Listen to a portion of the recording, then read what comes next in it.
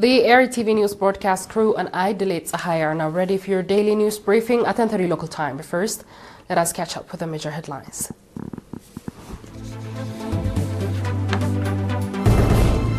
Messages of congratulations.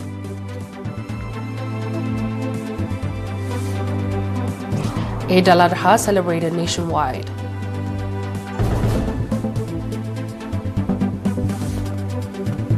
Russia warns all foreign citizens to leave Kyiv.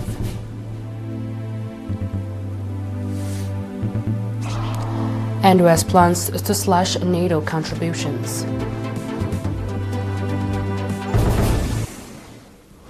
Proceeding with our reports.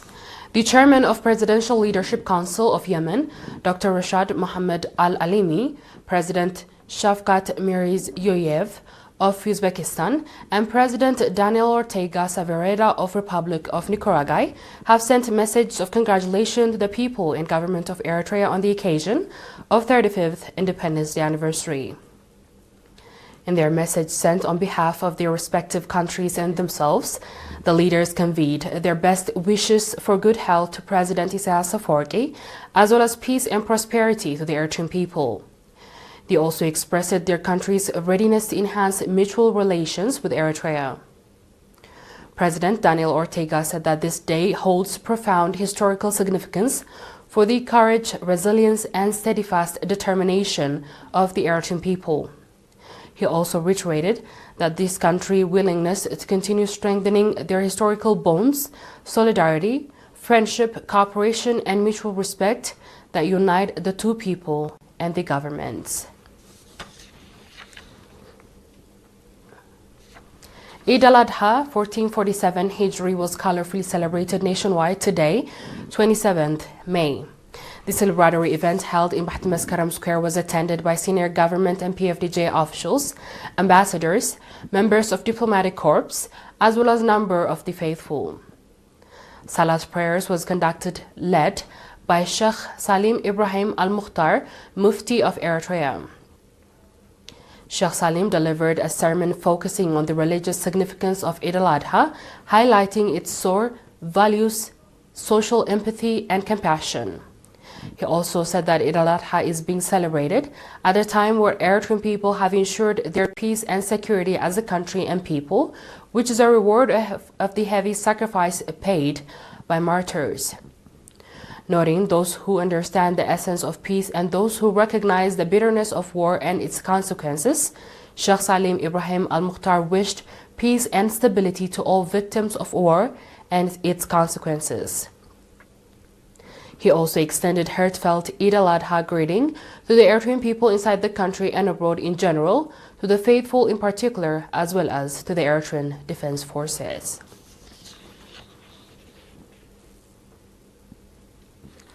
Nationals in South Africa, Cote d'Ivoire, the US, and the Russian Federation has enthusiastically celebrated 35th Independence Day anniversary under the theme Our Resilience, Our Guarantee.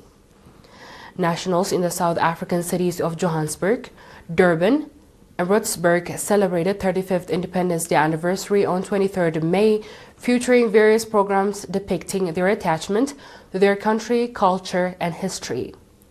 They also expressed their conviction to strengthen their participation in the national affairs.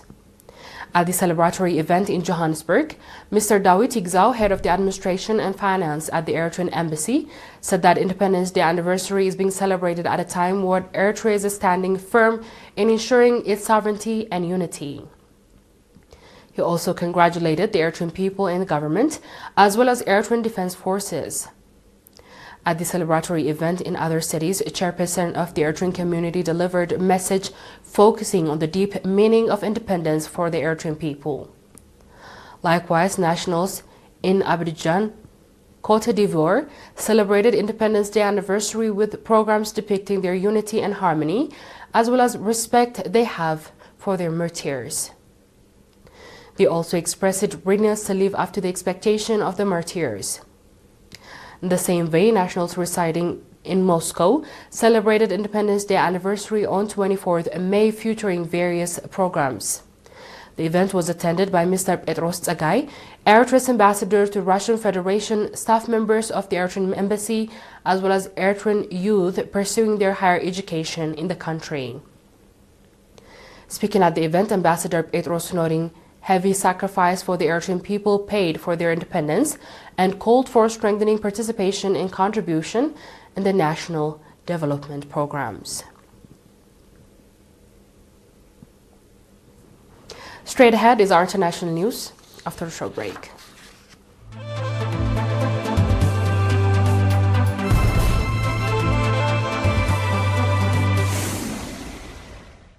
Welcome back. Russia has urged foreigners to leave the Ukrainian capital and warned residents to stay away from military, industrial, and government sites.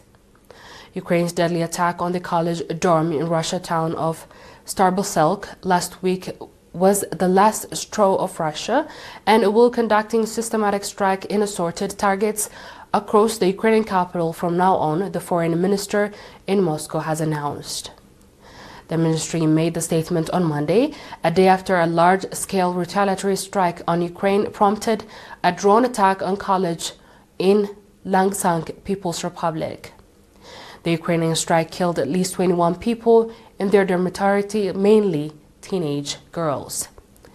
The designated targets are spread all over Kyiv, the ministry quoted, urging foreign nationals, including diplomats and representatives of the international organization, to leave the Ukrainian capital immediately. It also warned the city's residents to stay away from the military and administrative infrastructure facilities. The foreign ministry issued a similar warning earlier this month when Russia threatened to large-scale strike on Kyiv in response to its threats to attack Victory Day celebration in Moscow. An evacuation notice was formally sent to all foreign missions and international organizations accredited in Russia, urging them to leave the Ukrainian capital.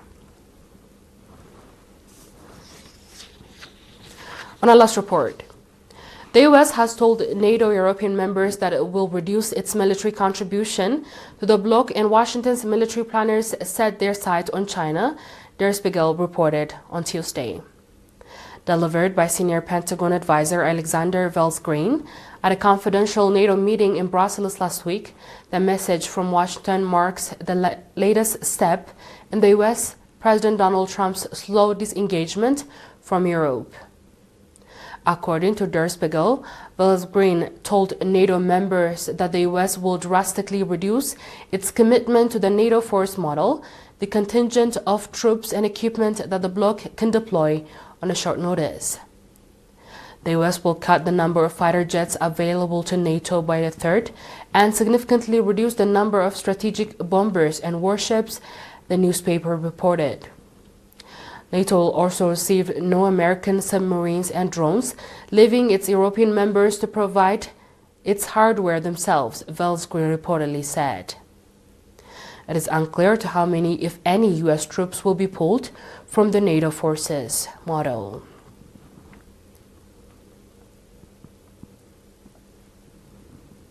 Dear viewers, we've come to the end of tonight's news. Let's have a recap of the headlines.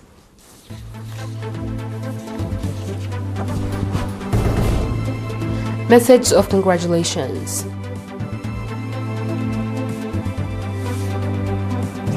Eid al-Adha celebrated nationwide.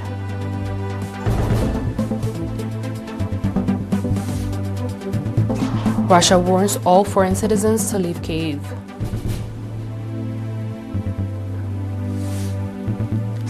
And U.S. plans to slash NATO contributions.